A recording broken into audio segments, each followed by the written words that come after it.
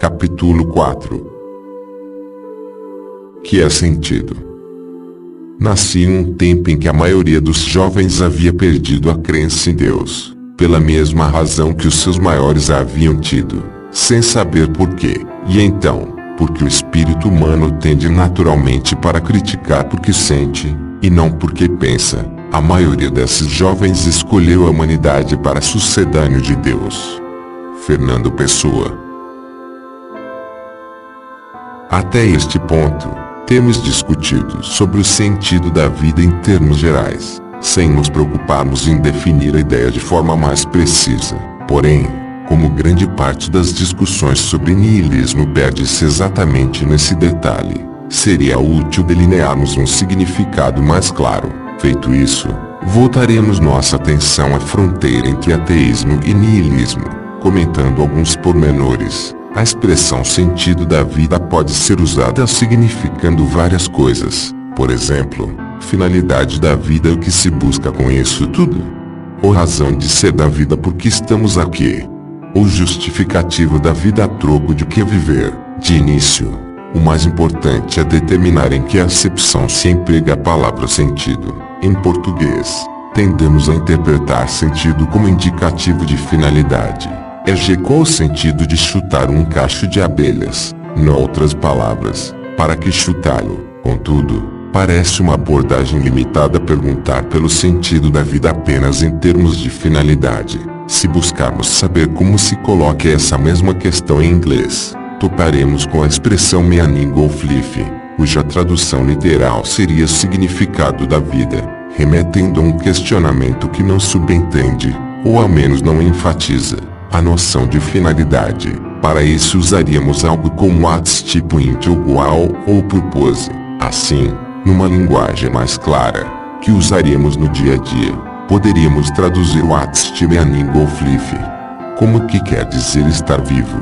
Até aqui, tudo o que fizemos foi levantar significados. Agora, para ver um pouco além das fronteiras linguísticas, tentemos formular a questão de modo que a resposta satisfizesse falantes de ambas as línguas. Se procurarmos por pontos de convergência, veremos que o quer dizer do inglês é compatível com a razão de ser do português. Ambas as formas de colocar a questão remetem em comum a ideia de procurarmos a razão pela qual estamos vivos. Notemos ainda que essa abordagem abrange ao mesmo tempo a causa e objetivo da vida, parecendo a interpretação mais representativa também quanto àquilo que se deseja saber, visto que a resposta nos remeteria a um panorama geral de nossas vidas, para nossos fins. Isso é suficiente. O termo sentido será então usado para significar razão de ser, tornando, portanto, intercambiáveis as expressões sentido da vida e razão de ser da vida.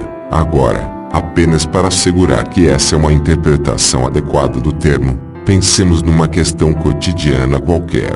Suponhamos que fôssemos criadores de cães, e quiséssemos colocar a nós mesmos a questão sobre o sentido daquilo que fazemos. Perguntaríamos: qual o sentido da criação de cães?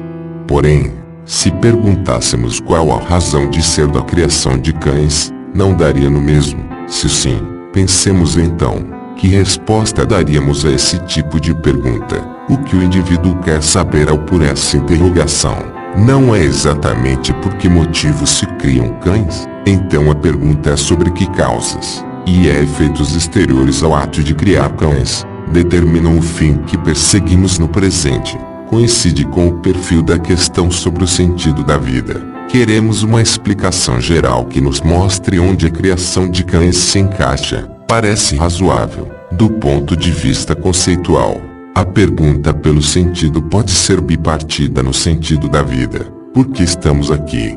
E no sentido pessoal da vida, por que estou aqui? Dentro disso, a noção de sentido pode ser entendida como algo objetivo, que independe do sujeito, ou como algo subjetivo. 9. Portanto, mesmo que tenhamos esclarecido o que queremos dizer com a palavra sentido, ainda precisamos especificar essas outras duas variáveis para delimitar a abrangência de nossa explicação, bem como apontar como entendemos a natureza básica desse sentido, e esse é o modo de existir. Claro que, ao organizar o assunto dessa maneira, Pretendemos apenas ser didáticos, pois essa questão costuma ser abordada de forma demasiado vaga. Pois bem, se cruzarmos as duas variáveis, teremos 4 possibilidades lógicas. Descrevamos brevemente cada uma delas. 1. Sentido objetivo. A humanidade como um todo possui um propósito, e é uma razão de ser, que não depende dela para existir. Essa visão associa-se a perspectivas sobrenaturalistas, segundo as quais o sentido da vida seria determinado por algum plano divino. 10.2. Sentido subjetivo. Falamos de metas que a humanidade como um todo estabelece para si mesma, perseguindo tais metas, e norteada por ideais comuns. A existência humana ganharia um propósito do qual todos participam. O sentido da vida diria a respeito então à colaboração nesse projeto geral. 3. Sentido pessoal objetivo. Um sentido que só diz respeito a nós mesmos, mas que deve ser descoberto, não criado. Normalmente é descrito como a busca do indivíduo por sua vocação, na suposição de que esta já se encontre previamente fixada. É uma postura defendida por sobrenaturalistas, pois subentende que tenhamos todos um destino pessoal escrito nas estrelas. 4. Sentido pessoal subjetivo. Se quisermos que nossas vidas tenham sentido, temos de criá-lo com nossas próprias mãos. Isso exige de nós uma abordagem positiva, uma constante busca por valores e por novas formas de organizar a experiência humana. Porém, nada disso é entendido como algo que nos transcende. Como dissemos, são 4 possibilidades lógicas. Agora, para saber se são também possibilidades de fato, teremos de analisar quais delas são compatíveis com a realidade que conhecemos. Naturalmente, por estarmos abordando a questão de um ponto de vista científico, podem-se descartar logo de início as hipóteses envolvendo um sentido objetivo. Independente da condição humana, a realidade conhecida não dá margem a interpretações supersticiosas. Eliminam-se assim os itens 1 e 3. Agora prossigamos. Se entendermos por sentido a capacidade humana de inventar seu próprio destino,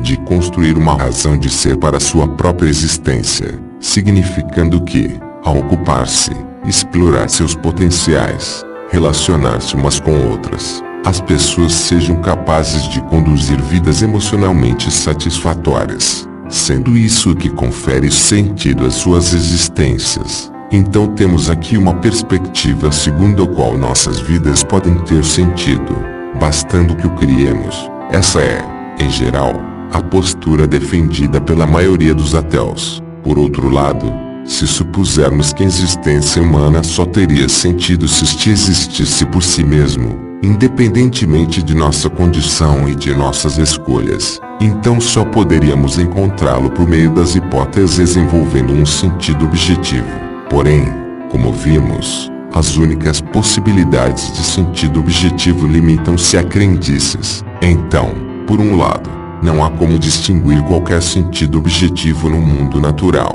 e, por outro, não aceitamos a noção de que o sentido possa ser criado por nós mesmos. Dentre as 4 possibilidades, ficamos sem nenhuma. Assim, a ótica segundo a qual a existência humana só teria sentido se este fosse objetivo, aliada ao ateísmo, é a que nos conduz ao niilismo. Há então um modo de entender a questão segundo o qual a existência humana pode ter sentido, se o criarmos, e há outro modo de entendê-la segundo o qual não há nenhum. Logo, a conclusão depende de como entendamos o sentido. E como já tivemos o cuidado de explorar e organizar as possibilidades logo de início, o cenário final está bastante claro.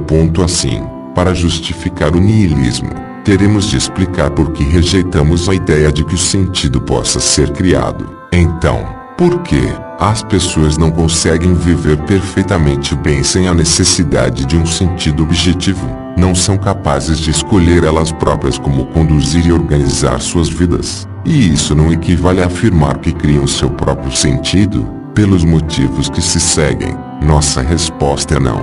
Enquanto niilistas, é óbvio que não negamos a possibilidade de levarmos vidas emocionalmente satisfatórias ao perseguir as metas que estabelecemos para nós mesmos. que isso nos ocupa. Não temos dúvida que dá sentido a algumas de nossas ações, concedemos sem problema. Contudo, afirmar que ações orientadas a um fim deem sentido às nossas vidas, às nossas existências, isso parece o típico salto de fé otimista. Para ilustrar melhor esse ponto, acompanhemos a seguinte narrativa.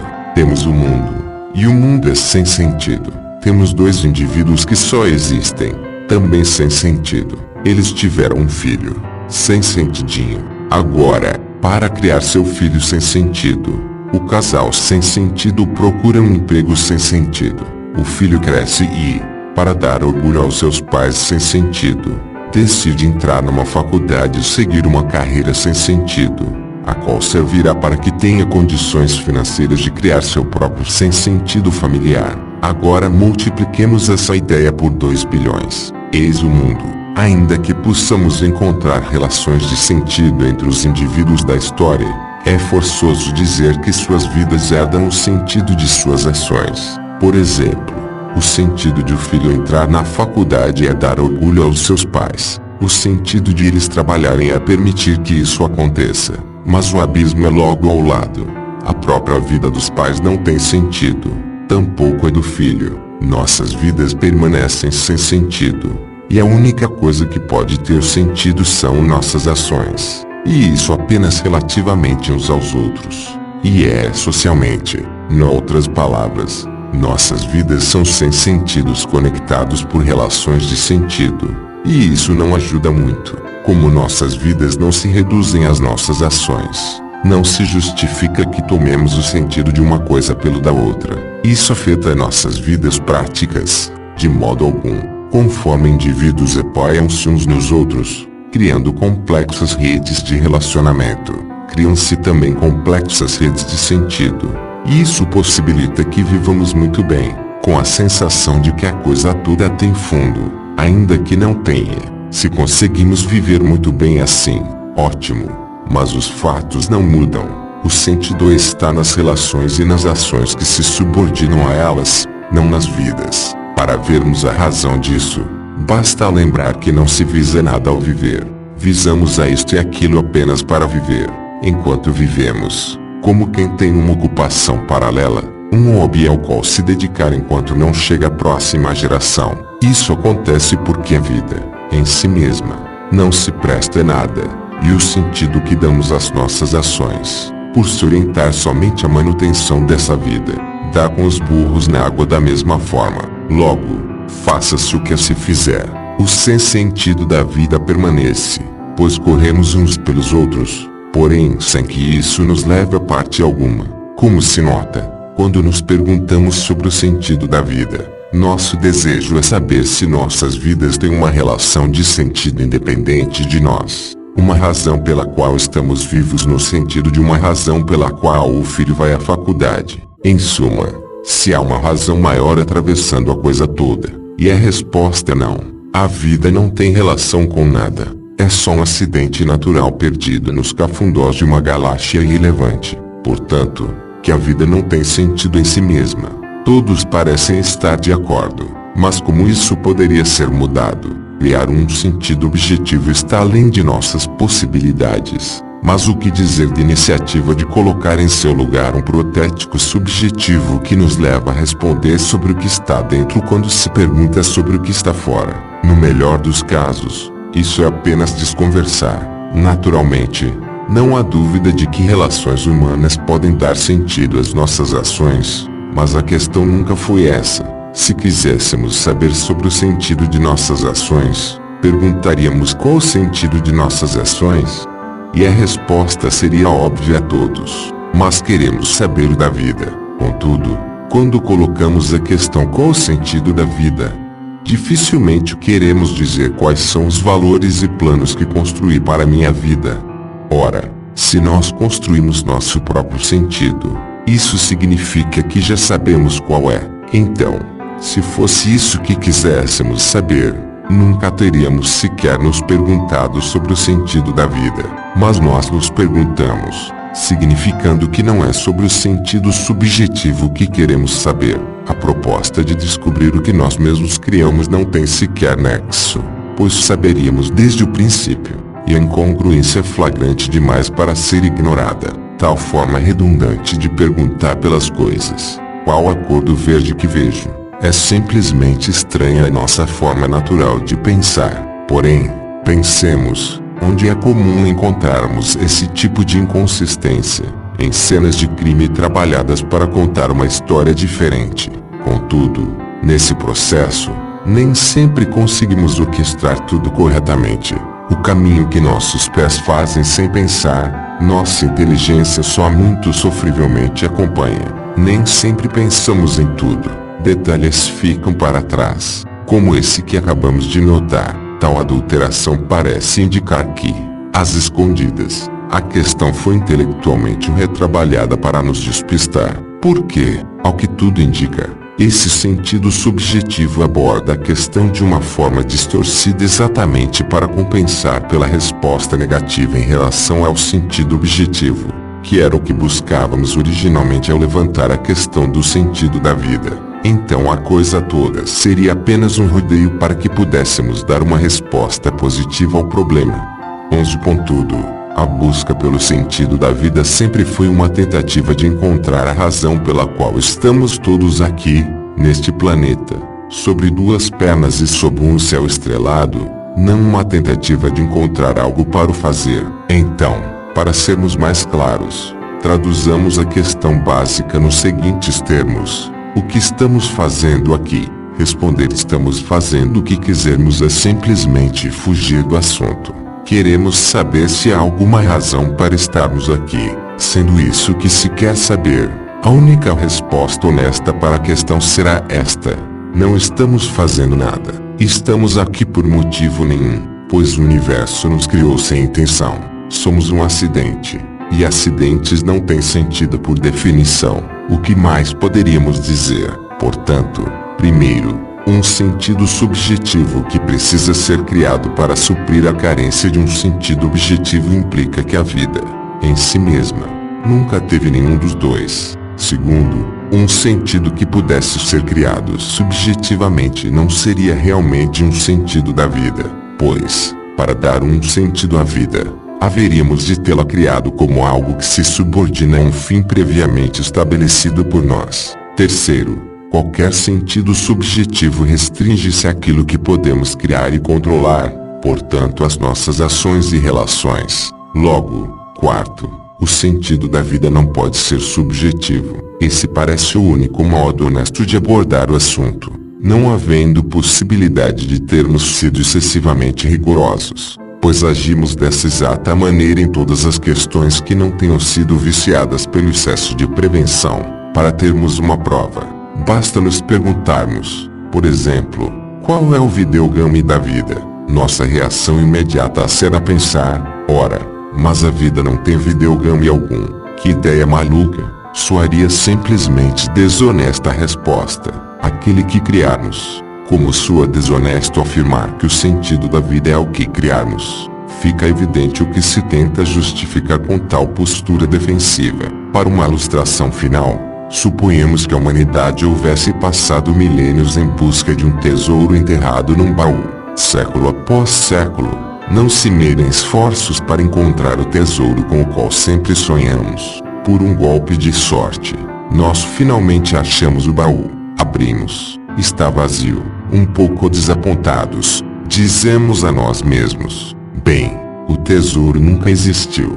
Diante de uma cena tão triste, certo indivíduo sente seu coração encher-se de compaixão e busca uma forma de nos consolar. Responde então com otimismo: claro que existe. Você só precisa trabalhar, trocar seu salário por ouro, depositá-lo no baú ano após ano, ensinando também seus filhos a fazer o mesmo, e assim o tesouro passará a existir. Isso resume o caráter insatisfatório da postura segundo a qual o sentido da vida pode ser criado subjetivamente, deixando claro que não passa de uma tentativa fútil de nos consolarmos. Se compramos um presente para nós mesmos, não podemos por meio disso nos gabar de ser muito queridos. Igualmente, se precisamos criar um sentido, é porque não há nenhum, nunca houve, nessa situação, Admitir que a vida não tem sentido parece a única postura intelectualmente honesta.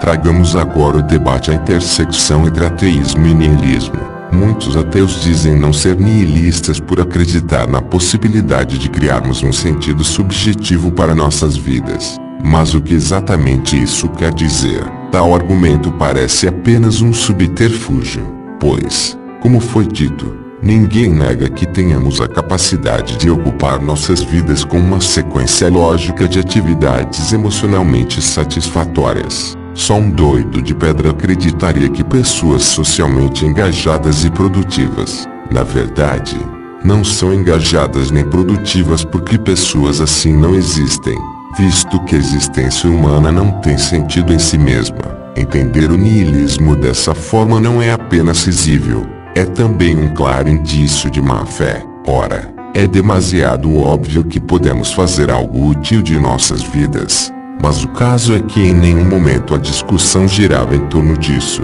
em torno do potencial criativo do homem.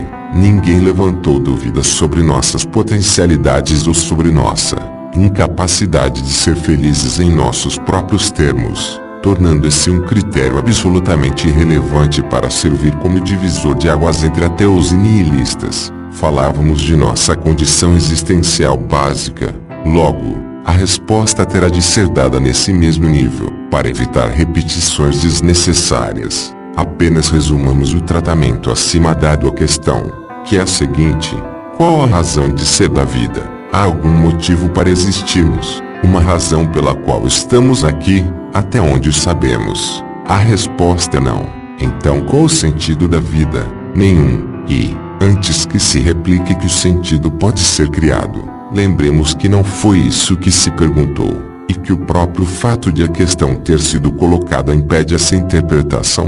Portanto, considerando que falamos do sentido da vida, parece simplesmente patético reinterpretar a questão toda, dando a ela uma significação irrelevante, somente para que se ajuste à única possibilidade factual restante, que é o sentido subjetivo. Isso equivaleria a escolher lançar ao alto uma moeda e, vendo o resultado desfavorável, afirmar que na verdade queríamos dizer coroa. Quem não era niilista por esse motivo tem agora um motivo a menos. Afirmar que não somos niilistas porque o sentido é uma construção humana equivale a afirmar que não somos ateus porque Deus é uma construção humana. Ele existe em nossas cabeças. Logo, o ateísmo está refutado. Levemos adiante ambos os argumentos, ou nenhum deles. Resta analisarmos uma última questão: se a vida não tem sentido, por que simplesmente não o dizemos? A maior parte dos ateus, em vez de afirmar que a vida não tem sentido, prefere defender a tortuosa existência desse sentido subjetivo. Por quê?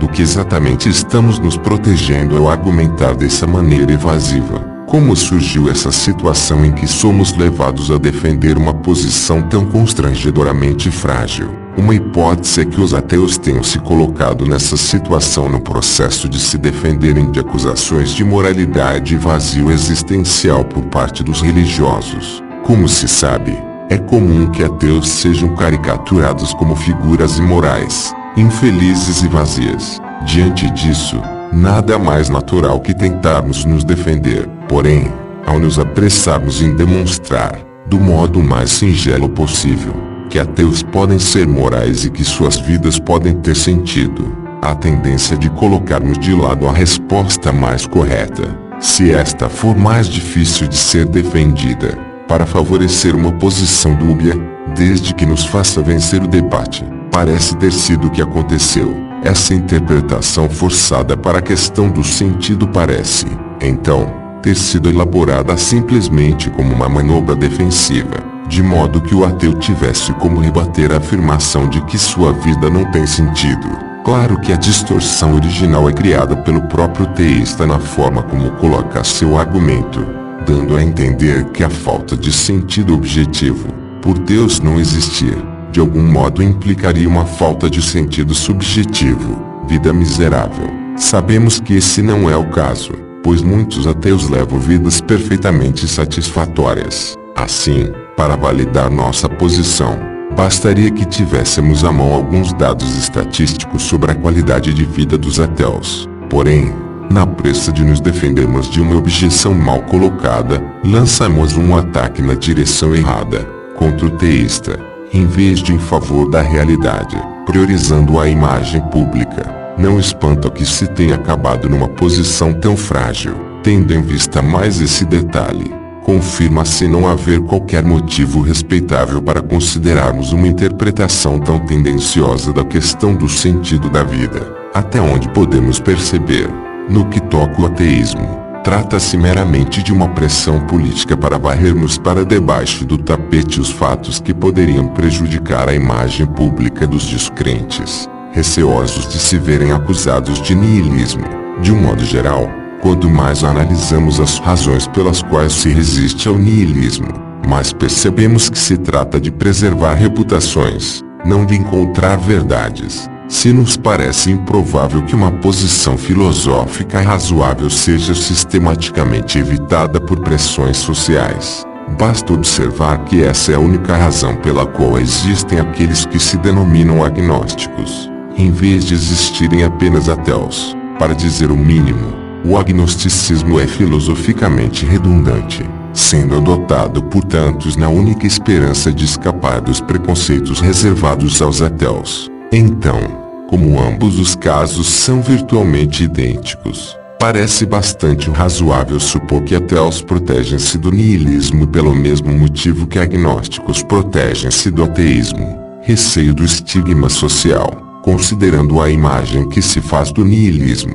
Isso é compreensível. Ninguém, pelo motivo que for, aceitará calmamente ver-se associado a algo que sumariza tudo que há de indesejável: pessimismo, desespero, anarquia, rebeldia, desordem, imoralidade, delinquência, alienação, apatia, sarcasmo, arrogância, cinismo.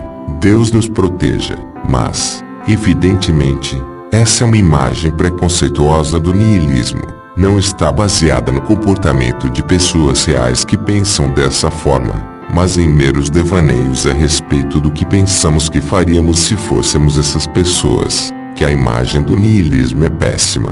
Isso é fato. Contudo, a questão é outra. Há algo que justifique essa imagem. Em primeiro lugar, se julgássemos o ateísmo com base na imagem pintada pelos seus opositores, chegaríamos à conclusão que ateus são simplesmente um bando de criminosos imundos. Se sabemos que não estão certos a respeito dos ateus, por que estariam a respeito dos niilistas? É ridículo que a imagem dos niilistas seja ditada pelos que repudiam essa postura sem sequer entendê-la. Em segundo lugar, em termos de validade, tudo que se tem contra o niilismo é um ataque pessoal, um armínio impuro, por meio do qual nem mesmo se toca a questão de o niilismo ser verdadeiro ou não. Equivaleria a tentar refutar a teoria da relatividade com base no fato de Einstein ter roubado bananas na venda da esquina. Isso sem que as tivesse roubado. A ideia é que, se não pudermos refutar nossos oponentes, bastará difamá-los. Se associarmos uma imagem suficientemente detestável aos nossos adversários, chegará um ponto em que ninguém mais lhes dará ouvidos. O mesmo resultado que se os tivéssemos refutado, porém sem fosse preciso termos razão.